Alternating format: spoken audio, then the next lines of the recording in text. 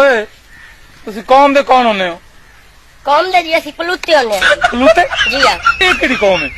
ए जी कोई सानू रुसावे या ना रिश्ता देवे हाँ। ते अस ओनु पलूते देने आ ਪਲੂਤੇ ਦੇ ਨੇ ਹੋ? जी हाँ ਕੱਢੋ ਫਿਰ ਪਲੂਤੇ।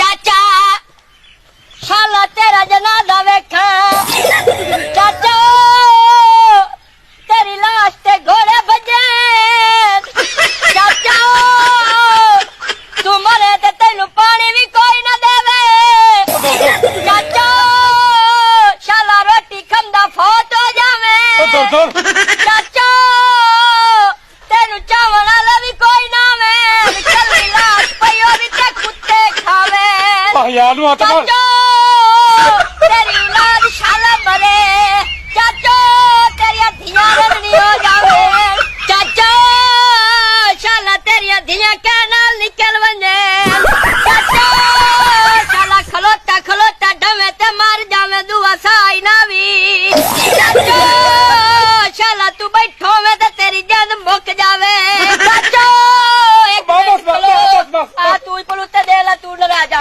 ਤੂੰ ਰਹਿ ਜਾ। जा जा चेक चेक ਬਸ ਬਸ ਆ ਬਸ ਰਹਿਣ ਦੇ ਰਹਿਣ ਓ ਦੇ। ਚਾਚਾ ਵੇ ਤੇਰੀ ਕਬਰ ਤੇ ਘੋੜੇ ਨੱਚਣ ਚਾਚਾ ਵੇ ਬਸ ਕਰ ਬਸ ਕਰ ਬਸ ਕਰ।